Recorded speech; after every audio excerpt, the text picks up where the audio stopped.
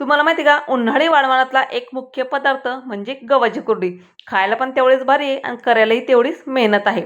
त्यासाठी काय करायचं, इथं 2 किलो गहू भिजत घालायचे. 4 दिवस गहू आपल्याला भिजत घालायचे. रोज त्याचं पाणी आपल्याला बदलायचं, म्हणजे आंबटपणा जो असतो तो राहणार नाही. नंतर मी डब्यात घातला होता. आता 4थ्या दिवशी गहू चांगला भिजला गेला आहे. तुम्ही उन्हात जर ठेवलं ना, 3ऱ्याच दिवशी हा गहू बारीक करायला येत होतं.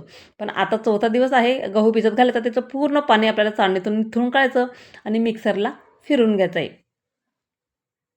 आता दुसऱ्या टपमध्ये आपल्याला थोडंसं पाणी घालायचं, म्हणजे चीक आपण जेव्हा बारीक करू तेव्हा दुसऱ्या टपमध्ये घालण्यासाठी.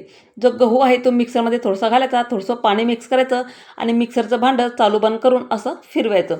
खूप जास्तही बारीक करू नका, नाहीतर चीक म्हणजे खूपच लालसर येतो, म्हणजे त्याला ताम वगैरे खूप राहतं. म्हणून मिक्सरचं भांडं थोडंसं चालू बंद करून असा वाटून घ्यायचा आहे. तुमच्या काही मशीन अशी ना गहू दाळायची, तुम्ही तेनंही इथं करू शकता. पण आपल्याकडे वगैरे मशीन नाही, म्हणून मिक्सरमध्येच हा गहू बारीक करत आहे.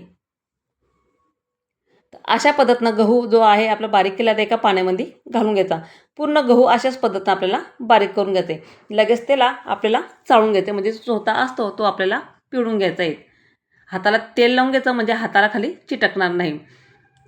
नंतर गहू आपल्याला पूर्ण त्यातला चोथा काढून घ्यायचा आणि चीक राहू द्यायचे. असे करत आपल्याला 2 वेळेस हा गहू स्वच्छ धुवून घ्यायचा, म्हणजे जेवढं आपल्या पाण्यानं धुवून तेवढा त्याचा चीक चांगला पळतो.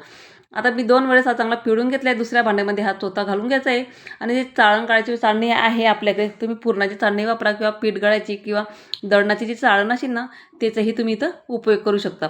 त्या चाळणीतून आपल्याला हा गहू पूर्ण चाळून घ्यायचा, म्हणजे चीक खाली राहतो आणि चीक काढण्याचा अगदी मदत होते, म्हणजे चोथा काढण्यास मदत होते. खूप जास्त वेळ लागत नाही प्रोसिजर करायला, म्हणून मी इथं चाळणी वापरलेली आहेत. अशा पद्धतीनं आपल्याला पूर्ण हे गाळून घ्यायचं आणि जे गहू आहे तो आपण दुसऱ्या भांड्यात घातला तर त्यालासुद्धा भरपूर पाणी घालायचं आणि चांगलं 2 ते 3 पाण्यानं स्वच्छ पिळून चोळून घ्यायचा आहे. म्हणजे चीक भरपूर पडतो त्यामध्ये, कारण चीकवर वगैरे पण असतो. ह्या चोथ्याचा तुम्ही पोळ्या हे आपल्या पापडही करू शकता.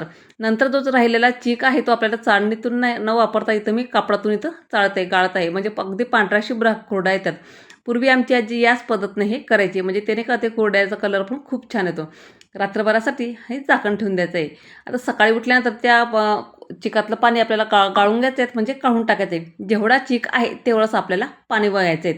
त्यानंच अगदी परफेक्ट माप होतं, तुमची कुरडई कधीही बिघडणार नाही. त्यात चवीप्रमाणे मीठ आणि पांढरे तीळ घातले 1 चमचेभर.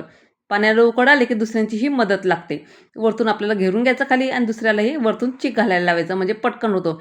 लगेच गरम गरम तो हटवून घ्यायचा, म्हणजे गाठ वगैरे काही असते ना, गिठोडी वगैरे ते राहत नाही. पुन्हा झाकण ठेवायचं आणि 2 वेळेस चांगला चाटू फिरून घ्यायचा.